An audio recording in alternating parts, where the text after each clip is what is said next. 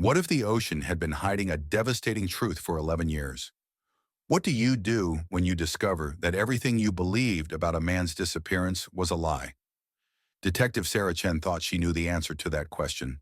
She was wrong, completely wrong. And it all started with a phone call from a fisherman who just made the find of his lifetime.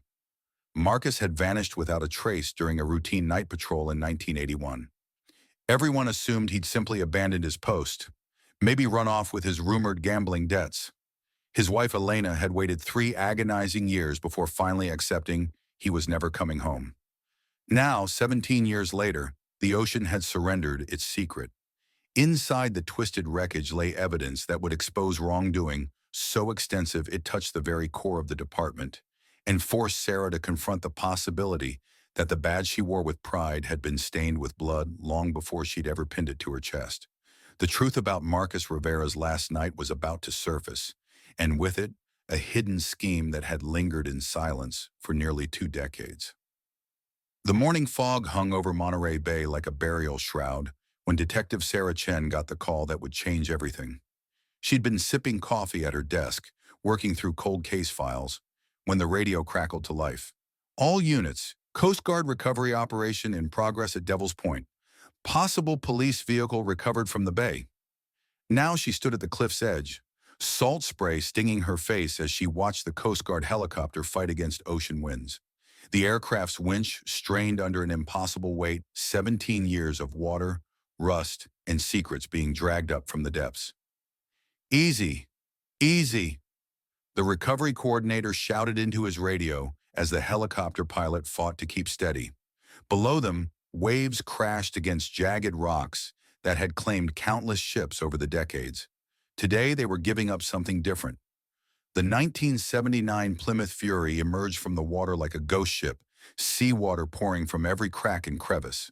What had once been police white was now the color of old bones, barnacles clinging to the roof like scabs. The light bar on top hung at a broken angle, one lens missing entirely. "Jesus Christ," muttered Captain Frank Morrison, appearing beside Sarah with the silent approach that had made him legendary in interrogation rooms. His weathered face had drained of color beneath his graying mustache, and she noticed his hands trembling slightly as he lit a cigarette. After all this time, Sarah had been with the department for 15 years, but Marcus Rivera's disappearance was before her time part of the department's folklore. The stories varied depending on who told them. Some said he was a young hotshot who'd bitten off more than he could chew. Others painted him as an idealistic rookie who'd gotten mixed up with the wrong crowd. Everyone agreed on one thing.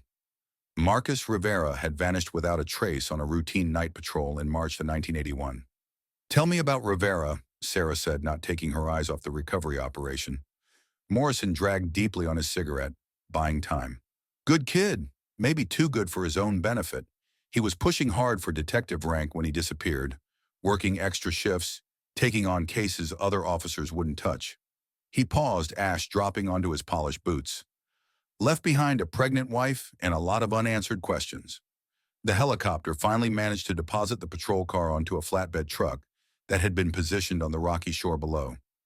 Even from their vantage point, Sarah could see the devastation 17 years of saltwater had inflicted.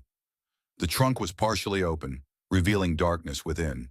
The rear window had been completely shattered, leaving only jagged teeth of safety glass. "What was the official theory?" Sarah pressed. "Gambling debts," Morrison said quickly. Too quickly. Marcus had been seen around some questionable establishments in San Jose. Department figured he got in over his head, decided to run rather than face the music. Happens more often than you'd think. But something in Morrison's tone bothered Sarah. She'd worked with him long enough to recognize when he was uncomfortable, and right now he looked like a man watching his past catch up with him. The forensics team arrived in a convoy of white vans, their equipment cases rattling as they navigated the rough coastal road. Sarah watched them suit up in their protective gear, cameras and evidence bags at the ready. This was the moment of truth when 17 years of speculation would finally meet hard evidence. "Forensics is here," Morrison observed unnecessarily, grinding out his cigarette under his heel. "This is going to bring up a lot of old shadows, Chen. Marcus had friends in this department. Good men who never believed the desertion story. Sarah made a mental note of that phrase, never believed. It suggested there had always been doubts about the official narrative, whispers in the break room, conversations that stopped when supervisors walked by. The forensics team worked with methodical precision, photographing the patrol car from every conceivable angle before approaching the driver's door. The metal creaked under the pressure of time and salt as they pried it open, revealing an interior long surrendered to the sea. "Driver's seat is pushed all the way back," called out the lead technician, a thin woman with prematurely gray hair, inconsistent with the height listed on Rivera's personnel file. Morrison shifted nervously beside Sarah. "Could have been adjusted over time. Salt water does strange things to mechanisms." But Sarah was thinking like a detective now. If Marcus had driven this car off the cliff himself, why would the seat be in the wrong position? Unless someone else had been driving. Someone taller. The technicians continued their excavation, pulling out waterlogged items that had once been part of a police officer's daily routine. A corroded flashlight that would never shine again. A citation book fused into a solid mass of pulp and metal. A clipboard with forms that had dissolved into unreadable gray pulp. Then one of the techs stopped, his gloved hand frozen halfway to an evidence bag. "Found a shell casing," he called out, his voice rising over the ocean wind. "38 special. Matches department issue." Sarah felt her stomach drop. A bullet casing changed everything. It meant violence. It meant Marcus Rivera hadn't simply driven off this cliff in some moment of despair or financial desperation. "Where exactly?" Sarah called down. "Floor of the back seat, behind the driver's position." Behind the driver. Sarah's mind raced through the implications. If Marcus had shot himself, the casing would be near the front seat. If he'd been shot by someone else in the car, the trajectory would be completely different. "Blood traces back here too," another technician announced, swabbing dark stains from the upholstery.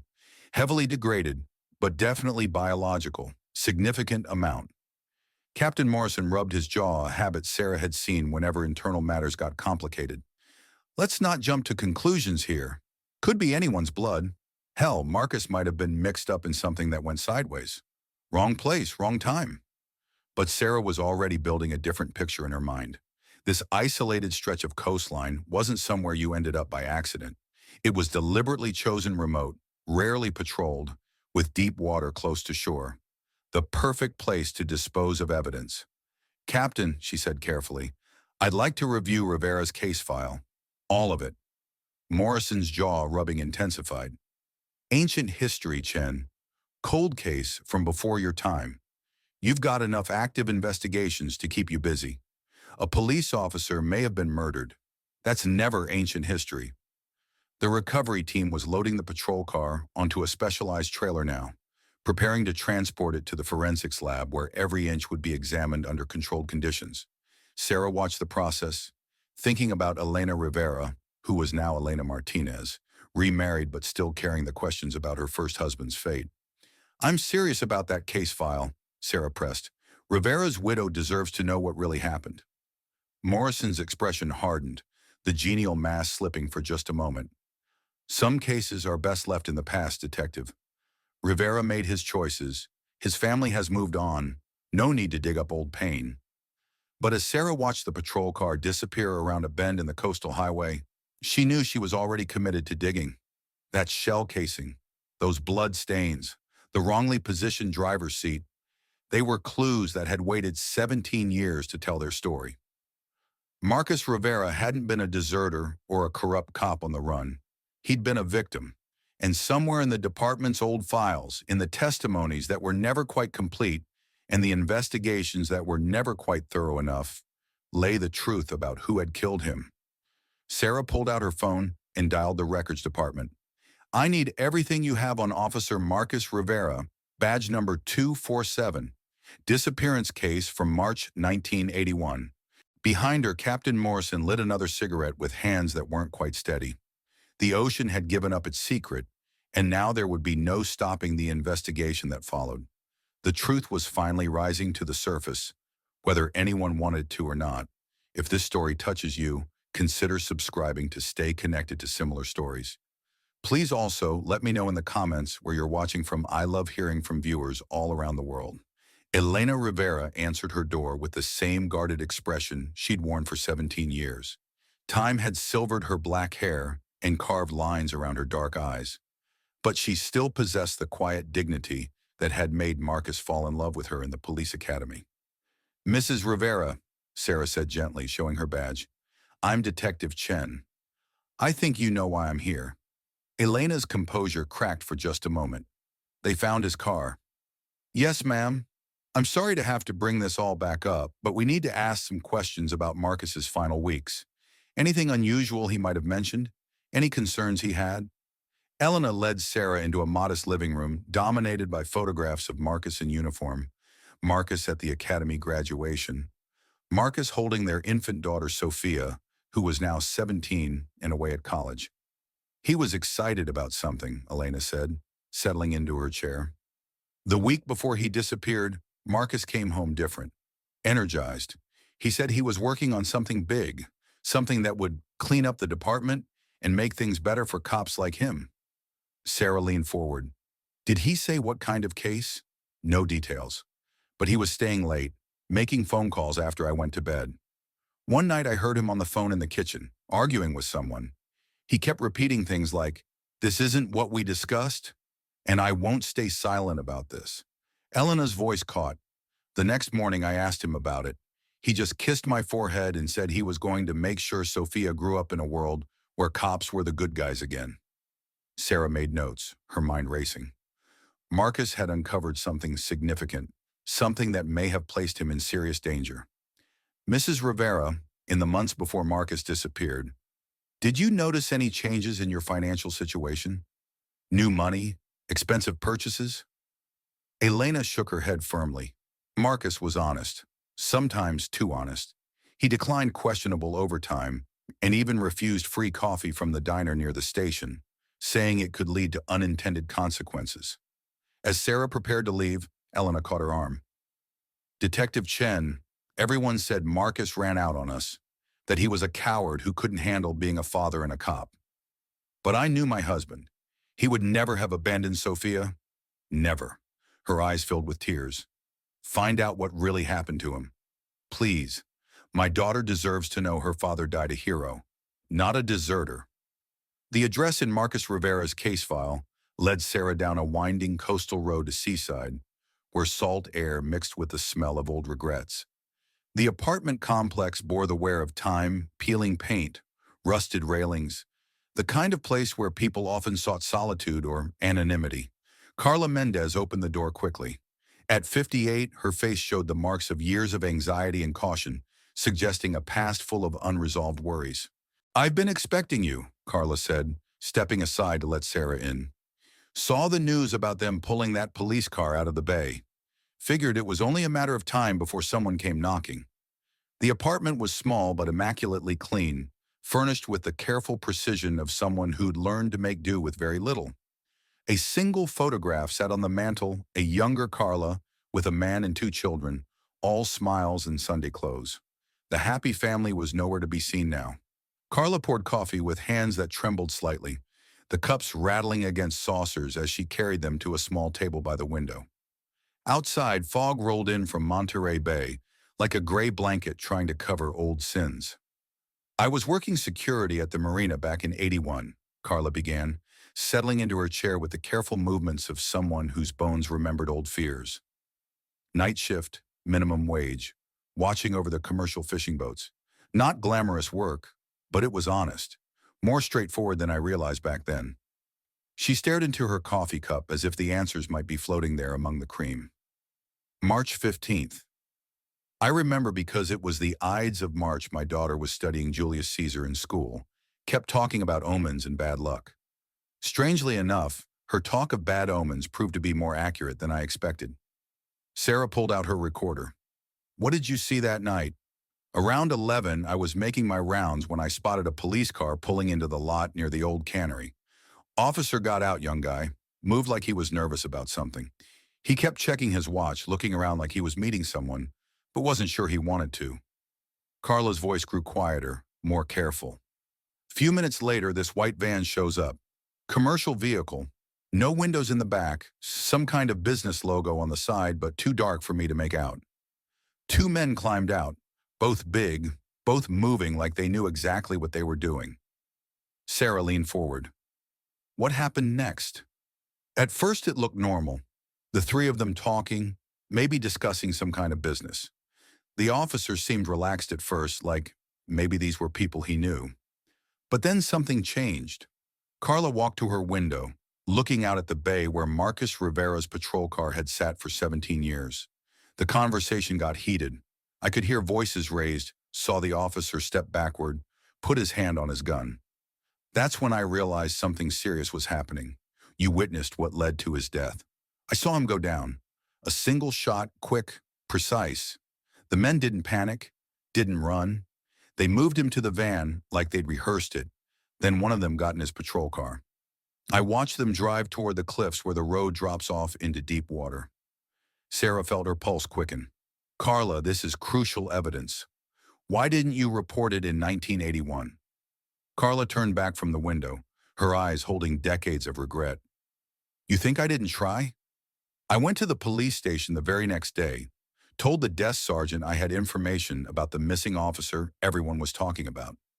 She sat back down, her hands clasping and unclasping nervously. They put me in this interview room with a captain.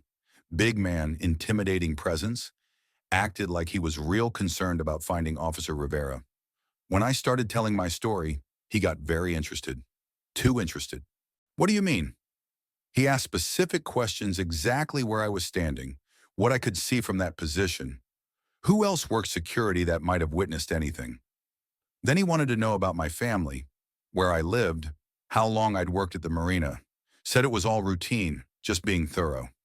Carla's voice dropped to barely above a whisper, but there was something in his eyes, like he was filing away information for later use. He thanked me for my civic duty, said the department would handle the investigation from there, gave me his business card, told me to call if I remembered anything else or if anyone came asking questions. Sarah felt a chill crawling up her spine. What happened after that? 3 days later, my supervisor called me into his office, said I'd been terminated for sleeping on duty, which was complete false. I'd never so much as sat down during a shift. But there were witnesses, he said. Documentation. My word against theirs.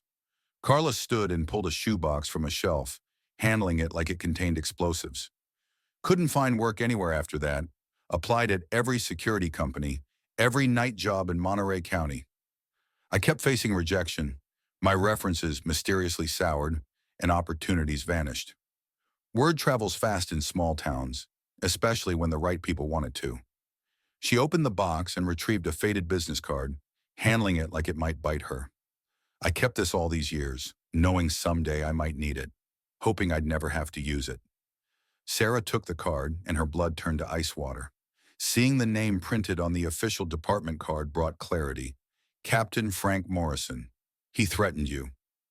Not in so many words. But the implication was clear. I had witnessed something I wasn't meant to, and if I kept talking about it, bad things would happen to me and my family. Carla's voice cracked. My husband left 2 years later, said he couldn't live with the paranoia, the constant looking over our shoulders. Took the kids to Arizona. Haven't seen them in 15 years. Sarah stared at the business card, feeling the weight of Morrison's corruption stretching back decades. Carla, you understand what this means? Your testimony could have prevented 17 years of cover-up. You think I'm unaware of that? Carla's eyes filled with tears. You think I don't think about that officer's family every day? About his wife wondering what happened? His children growing up without a father? But I had my own children to protect. The apartment fell silent except for the distant sound of waves against the shore. Sarah looked at this broken woman who'd been carrying the truth for nearly 2 decades, isolated and afraid, her life destroyed for witnessing one moment of violence. Morrison made sure I'd never be believed if I tried to come forward, Carla continued. Let go for supposed misconduct, stripped of credibility, just seen as a bitter former employee with complaints. Who would listen to someone like me against a respected police captain? Sarah reached across the table and touched Carla's hand. I'm listening now. And this time your testimony is going to count. Morrison has already faced legal consequences, and those involved have been publicly identified. You don't have to be afraid anymore. Carla looked up with hope flickering in her eyes for the first time in years. That officer who was killed Rivera, he had a family, a wife and daughter. They spent 17 years not knowing what happened to him. I'd like to meet them, Carla said quietly, to apologize, to tell them their husband and father died a hero, not a coward who ran away. Sarah squeezed her hand. I think they'd like that very much. Marcus Rivera's family deserves to know that someone recognized his bravery, even if it took years for the truth to emerge. As Sarah prepared to leave, Carla walked her to the door. For the first time since they'd met, the older woman stood straighter, her shoulders unburdened by the weight of secrets. Detective, she called as Sarah reached her car. Thank you for believing me, for making it safe to tell the truth. Sarah nodded, tucking Morrison's business card into her evidence folder. Another step toward exposing the wrongdoing that led to Marcus Rivera's death and Carla Mendez's years of silent suffering. The truth was finally surfacing, and with it, the hope that justice delayed wasn't always justice denied. Sarah sat in her car outside the police station, staring at Captain Morrison's business card from 1981. The same Frank Morrison who had been standing beside her just hours earlier, watching Marcus Rivera's patrol car being recovered from the water.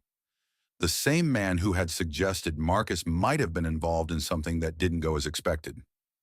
Her phone buzzed. Morrison's name appeared on the caller ID. Chen, where are you? Need you to come in. We have a new development in the Rivera case. Sarah found Morrison in his office, pacing behind his desk like a restless animal. His usually neat uniform was wrinkled, and despite the cool October air, his face was flushed and sweaty. The media's all over this, he said without looking at her. The Rivera case is front-page news. The chief wants a quick resolution. Maybe we should consider the possibility that Marcus was involved in something improper, and that led to his death. Based on what evidence? Sarah asked, settling into the chair across from his desk. Morrison stopped pacing. Based on reality, detective. Good officers don't usually end up in situations like this. Marcus was ambitious, maybe too ambitious. Word was he owed money to some questionable people. Sarah studied her captain's face, searching for clues. I've been reviewing the original case file. It seems pretty thin. Only one witness statement, and it's vague.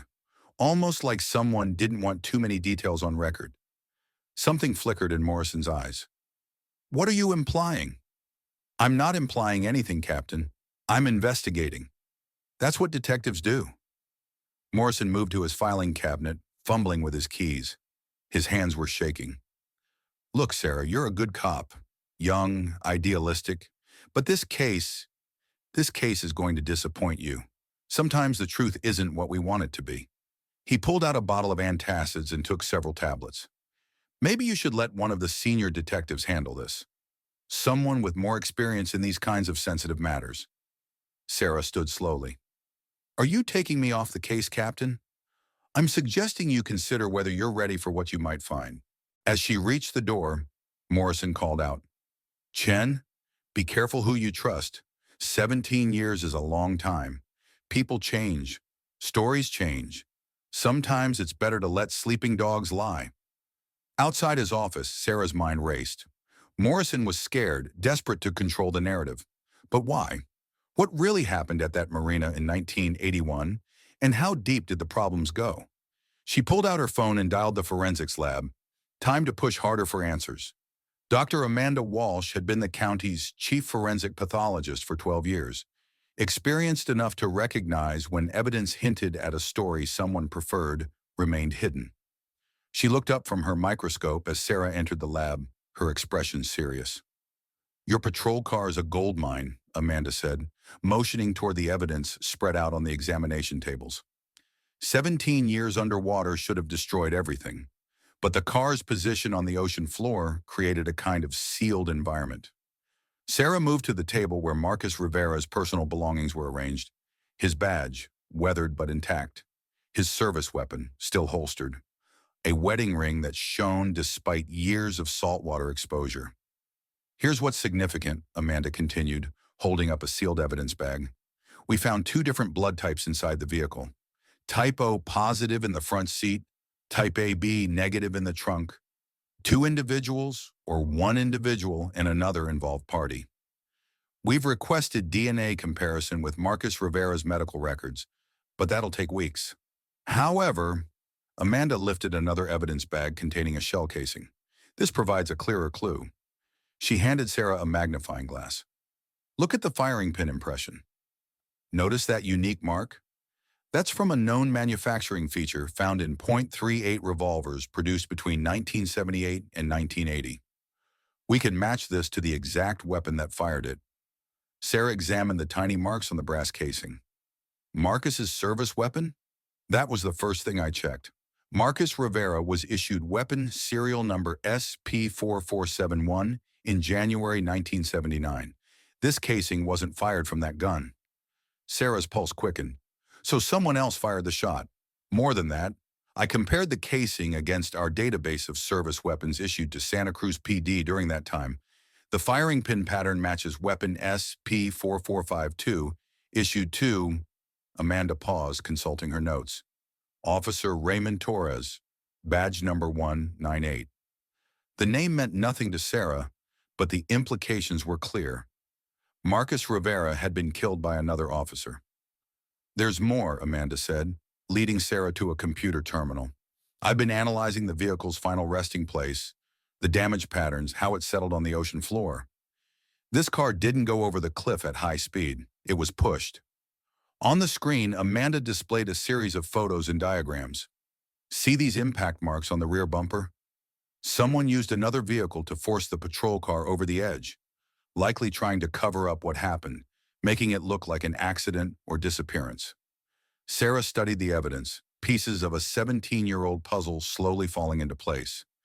Marcus Rivera had been killed by a fellow officer, then his body and vehicle were hidden to suggest he had vanished. Amanda, I need you to run ballistics reports on every .38 in the department's 1981 inventory, and I need it done discreetly. Amanda nodded solemnly. You think this involves more than just one rogue officer? I believe Marcus Rivera uncovered something dangerous, and I think whoever was responsible is still out there, still wearing a badge. Raymond Torres lived quietly in Aptos, tending his garden like a man trying to nurture something good from difficult ground. When Sarah knocked at 7 a.m., she found him watering tomatoes, his 73-year-old hands steady and calm. Ray Torres? Detective Chen, Santa Cruz PD. I need to ask you about Marcus Rivera.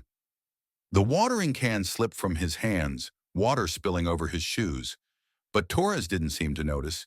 He stared at Sarah as if she were a visitor he had been expecting for a long time. 17 years, he whispered. I wondered when someone would finally show up. His living room spoke of a man living with memories he could not forget. Clean, simple, careful. But on the mantel sat one photograph. Two young officers with their arms around each other, smiling like they owned the world. Marcus Rivera and Raymond Torres, back when they were partners. Back when they were close friends. He was like a brother to me, Torres said, sinking into his worn recliner. Everything I hoped to be as an officer. Honest. Brave. Maybe a little too brave. Sarah hit record. Tell me about March 15th, 1981. Torres closed his eyes. Marcus had been digging into something for weeks, staying late, asking questions that made people nervous. He wouldn't tell me what it was, said it was safer if I didn't know, but I could see it was weighing on him. What was he investigating? Drugs, a major operation coming through the port. High-quality shipments from Mexico, but Marcus noticed something off. Raids kept failing, not by chance. Specifically, like someone was tipping off the dealers. Torres stood and walked to the window. His reflection looked troubled. He began mapping it out. Which officers were connected to the failed raids? Which patrols went silent on certain nights? He was building a case that could shake up half the department. You were involved. The words hung heavy. Torres's shoulders sagged. My daughter was sick, 12 years old, rare bone condition. The treatments weren't covered by insurance. We were drowning in medical bills. His voice cracked. Morrison came to me, said the department looks after its own. All I had to do was avoid certain places on certain nights. Sarah felt a wave of discomfort. You chose money over your partner. I chose my daughter's life over everything else. At first it seemed small. Just look the other way. Miss a few radio calls. But Marcus was getting closer to the truth. So Morrison ordered you to stop him. Torres turned from the window, tears rolling down his face. Morrison said Marcus would destroy families. Wives and children left with nothing if their providers went to prison. Made it sound like Marcus was the bad guy. Silence filled the room, broken only by the ticking of an old clock.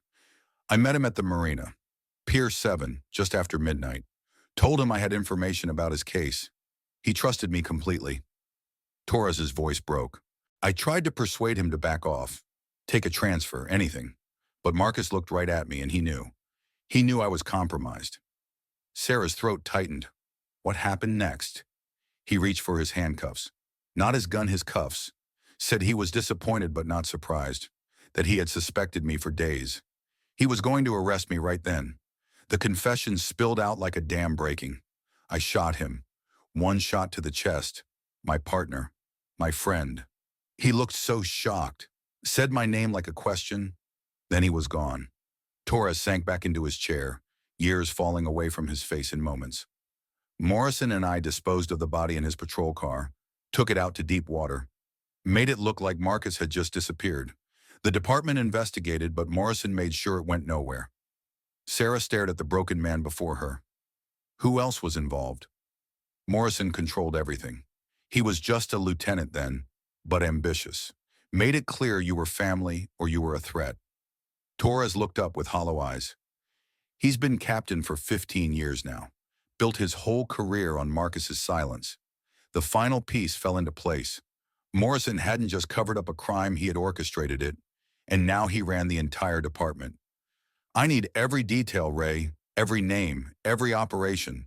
Marcus deserves justice. Torres nodded, looking lighter somehow, as if a burden was finally lifting.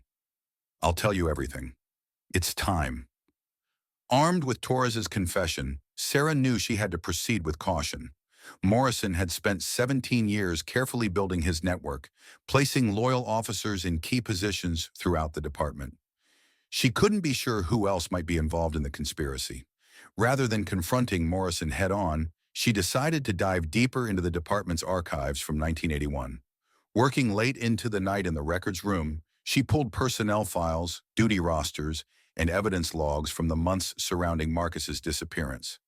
A chilling pattern began to emerge. In the 6 months before Marcus's murder, 7 major drug busts fell through officially due to intelligence errors or operational issues, but the same names kept showing up in every report. Lieutenant Frank Morrison, Officer Raymond Torres, Sergeant Phil Hawkins, and Detective Carl Brennan. Even more troubling were the personnel changes. 3 officers who had questioned the failed operations were suddenly transferred to different divisions or forced into early retirement. A young patrolman who had raised concerns about corruption was found dead in his apartment, officially ruled a suicide. Sarah took photos of everything, carefully assembling a thorough case file. The corruption was deep, reaching multiple levels of the department. Morrison hadn't just been taking bribes, he was running a criminal organization from within the police force. Her phone buzzed. A message from an unknown number. Stop digging or join Marcus at the bottom of the bay. Looking around the empty records room, Sarah suddenly felt the weight of vulnerability. Whoever sent the message knew she was here, knew exactly what she was investigating. The conspiracy had eyes and ears everywhere. She quickly gathered her evidence and headed to her car, constantly checking behind her for any tails. As she reached the parking garage, footsteps echoed close behind. She spun around to find Captain Morrison stepping out from the shadows. Working late, Detective? His tone was casual, but his hand rested on his service weapon. Just following up on some leads, Sarah answered, keeping her voice steady. Morrison took a step closer. You know, Sarah, I've been thinking about our earlier conversation about letting sleeping dogs lie. Maybe it's time you took some vacation days, cleared your head. Is that an order, Captain? His smile was cold. Considerate, friendly advice. The kind I wish someone had given Marcus Rivera before he made some very bad choices. Sarah realized she was trapped. Morrison stood between her and the exit. No witnesses nearby, no backup on the way. She slowly reached for her radio, but Morrison shook his head. I wouldn't do that if I were you. Accidents happen in parking garages. Officers shot by fleeing suspects who are never caught. Tragic, but part of the job. Her hand moved toward her weapon, but Morrison was faster. His gun was drawn and pointed at her chest before she could draw hers. Drop it, detective. Slowly. As she complied, the sound of approaching footsteps filled the air. Reinforcements for Morrison or her rescue? Sarah was about to find out. Step away from Detective Chen, Captain. The voice came from behind Morrison, calm, firm, impossible to ignore. Sarah glanced past Morrison to see Deputy District Attorney Michael Santos flanked by two FBI agents, their weapons drawn and ready. Morrison's confident mask cracked, his eyes narrowing.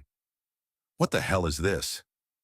This, Santos said steadily, is the end of a 17-year investigation. Lower your weapon, Captain. It's over.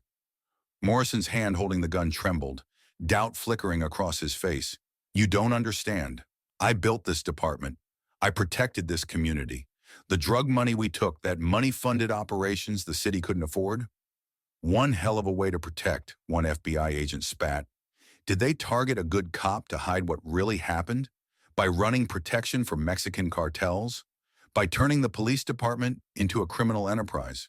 Sarah's breath hitched. It had all been planned.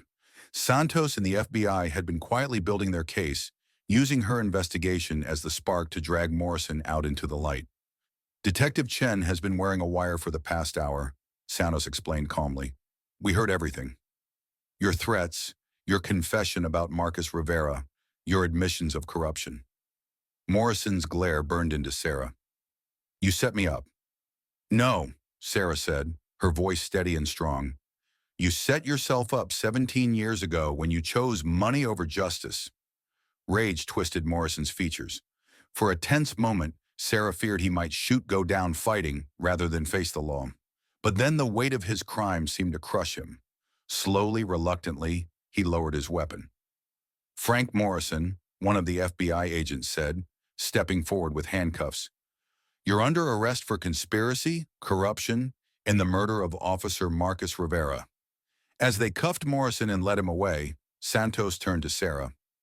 You did good work, Detective. Dangerous, but good. How long have you been investigating the department? Sarah asked. 3 years, Santos replied. We had leads on corruption, but couldn't break the inner circle.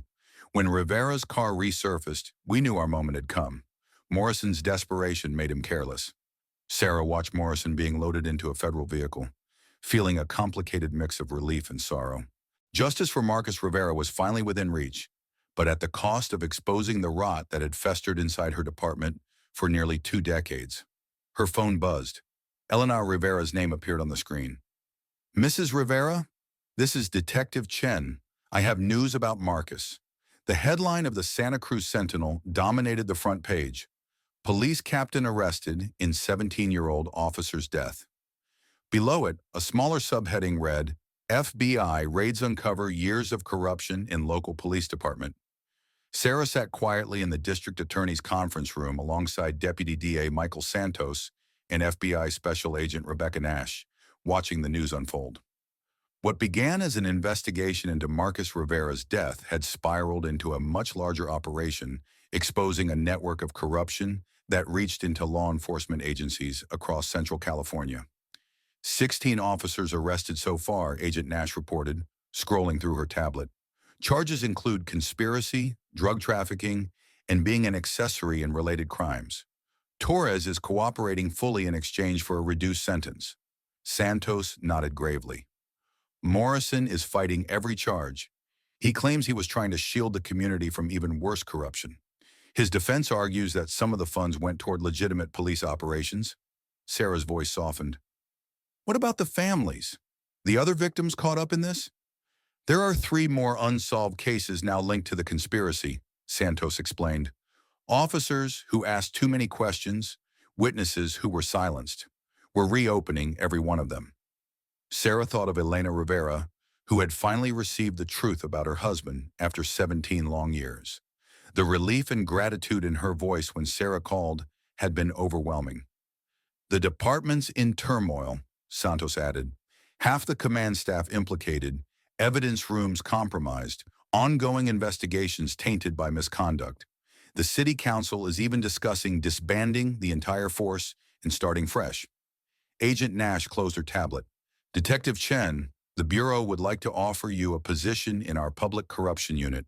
Your work on this case has been exceptional. Sarah paused, considering the offer. The Santa Cruz Police Department would never be the same. Trust once broken would take years to rebuild. Maybe it was time for a new beginning. I appreciate the offer, she said quietly, but I believe my place is here. Someone has to help rebuild this department, make sure what happened never happens again. As the meeting ended, Sarah drove out to Monterey Bay, to the cliff where Marcus Rivera's car had been discovered years ago. The crime scene tape was long gone, replaced only by the sound of waves crashing against the rocks below. She pulled out her phone and called Elena Rivera. Mrs. Rivera, this is Detective Chen. I wanted to let you know the DA is recommending Marcus receive a posthumous Medal of Valor. He gave his life trying to expose corruption and protect his community. Elena's voice trembled with emotion. Thank you, Detective. Sophia will be so proud to hear that. Her father was truly a hero. Ending the call, Sarah reflected on the cost of truth. Marcus Rivera had paid the highest price. Raymond Torres would spend his remaining years behind bars. Frank Morrison faced life without parole. Dozens of families had been shaken to their core by the revelations. But in the end, justice, though delayed for 17 years, had finally been served. 6 months later, Sarah stood outside the newly rebuilt Santa Cruz Police Department. Before her, 23 fresh recruits raised their right hands, their voices clear and steady as they swore to protect and serve the promise, carrying weight once again. The ceremony felt different, smaller, quieter. Half the department had been swept away by the Morrison scandal, leaving behind a force leaner but finally clean. Some days Sarah wondered if the community could ever fully recover from the betrayal that had shattered so many lives and broken so much trust. But on days like this, hope returned. Chief Maria Gonzalez stepped up to the podium, her presence firm and sincere, a sharp contrast to Morrison's polished corruption. Brought in from San Francisco, she was tasked with rebuilding trust and integrity from the ground up. Every procedure was rewritten, every policy scrutinized. Civilian oversight boards now held real power. Ethics training was mandatory, not optional. The code of silence that had shielded Morrison's conspiracy was being dismantled piece by piece. The badge you wear represents more than authority, Gonzalez said to the recruits, her voice steady and clear. It stands for a sacred trust between you and the community. That trust was broken here. Your job is to earn it back one day, one action, one choice at a time. Sarah thought of Marcus Rivera, who had paid the ultimate price for that trust. He had died protecting it while others sold it for power and money. His sacrifice was no longer forgotten. Detective Chen. Sarah turned to see a young woman with dark eyes and quiet determination. It was Sophia Rivera, Marcus's daughter, now 18, and strikingly like her father. I wanted to thank you, Sophia said, her voice steadier than her years, for finding the truth about my dad, for making sure people know he wasn't a dirty cop who ran away.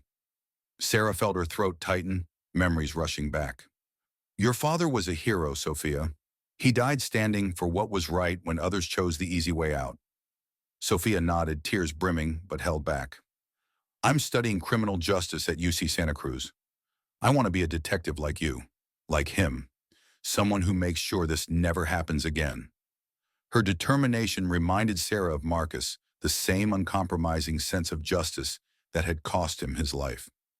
It reminded her why the job mattered so deeply. This department needs officers like your father, Sarah said softly. People who understand integrity isn't negotiable. Sophia smiled. For a moment, Sarah saw Marcus in her, the quiet confidence, the unwavering moral compass. He would have liked you, Detective Chen. Mom says you're the kind of partner he always wanted. As the ceremony ended and the new officers dispersed to start their careers, Sarah felt a feeling she hadn't experienced in months. Pride in her badge. The department was smaller now, operating under federal oversight for the next 2 years, but it was honest, clean, what it should have been all along. Raymond Torres never saw this day. He died in prison 3 months ago, his body finally giving out after carrying guilt for 17 years. His cellmate said he spent his last weeks writing dozens of letters to Elena Rivera, begging forgiveness he knew he didn't deserve. The warden delivered the letters unopened. Elena chose to burn them, unread, choosing peace over reopening old wounds. Frank Morrison would never see freedom again. With 3 life sentences and no appeals left, he was confined to a federal penitentiary. His reputation as a corrupt cop made him a target among inmates and guards alike. The man who built his career on Marcus Rivera's grave was now just a number in the very system he had perverted. Sarah checked her watch. Time to get back to work. Real cases waited on her desk, investigations that would be handled with true integrity. The badge on her chest felt heavier, but in a good way. It finally meant something again. Walking through the bullpen, she passed the memorial wall, where Marcus's photo now had a permanent place among the department's fallen heroes. His young face, frozen in the official portrait, held the idealism that had cost him his life. Below, a brass plaque read simply, Officer Marcus Rivera, badge number 247 1952 to 1981. He died protecting the truth. Sarah gently touched the plaque, feeling the cool metal beneath her fingers. Around her, the department buzzed with life phones ringing, keyboards clicking, officers doing the work Marcus had died to protect. "We got them, partner," she whispered to the photo. "Every last one." Then she turned, pulled out a fresh case file, and got back to the work ahead. More truths to uncover, more wrongs to right. The badge Marcus died defending was clean again, and Sarah was determined to keep it that way. The morning sunlight streamed gently through the windows of the Santa Cruz Police Department as Detective Sarah Chen carefully reviewed the final report on the Rivera case. 17 years after Marcus Rivera's tragic death, fairness had been restored, wrongdoing uncovered, and the department rebuilt from the shadows of betrayal. The numbers told only part of the story. 16 former officers held accountable, $2.3 million in misappropriated funds returned to the federal treasury, and 47 cases reopened and thoroughly reviewed with proper supervision. But the true measure of success lay in the transformed culture, the renewed dedication to honesty and integrity that now defined the revitalized force. Elena Rivera used the settlement funds from the city to create the Marcus Rivera Foundation, which provides scholarships to young people pursuing careers in public service. Sofia Rivera was among the first recipients, her acceptance to the police academy a heartfelt tribute to her father's memory. Sarah often found herself drawn back to the cliff at Monterey Bay, where Marcus's car had been found that foggy October morning so many years ago. The ocean had kept its secret for nearly 2 decades, but truth, like the tides, had a way of rising when the moment was right. The badge Sarah wore carried new significance now, not only as a symbol of authority to serve and protect, but as a solemn responsibility to honor those who had given their lives upholding those values. Marcus Rivera's story was a reminder that dishonesty can take root in silence, that courage is essential for justice, and that sometimes the greatest challenges to law enforcement come from within. As Sarah closed the case file and secured it, she whispered a promise to the photograph of Marcus Rivera on her desk. "Your watch has ended. We'll carry the torch from here." The Santa Cruz Police Department had been tested through hardship and emerged stronger than before. The deep-rooted scheme that had undermined it for nearly 20 years was finally over, laid to rest alongside those who had prioritized personal gain over integrity, silence over truth. Justice, once delayed, had now finally been restored. What do you think really changed the Santa Cruz Police Department after all these years? Do you believe justice can truly overcome deep challenges? Or is there more to the story that we haven't uncovered yet? I've been reflecting on this case for a long time, and I'd love to hear your perspective in the comments below. If this story resonated with you as much as it did with me, please give this video a thumbs up and subscribe to the channel for more stories that dig deep into the fight for truth and justice. And before you go, where are you watching from today? Whether you're tuning in from California, Canada, or somewhere halfway across the world, I love connecting with all of you. Until next time, keep questioning what you see, stay curious, And remember, justice isn't just a word, it's a promise we have to keep. Thank you for being part of this journey.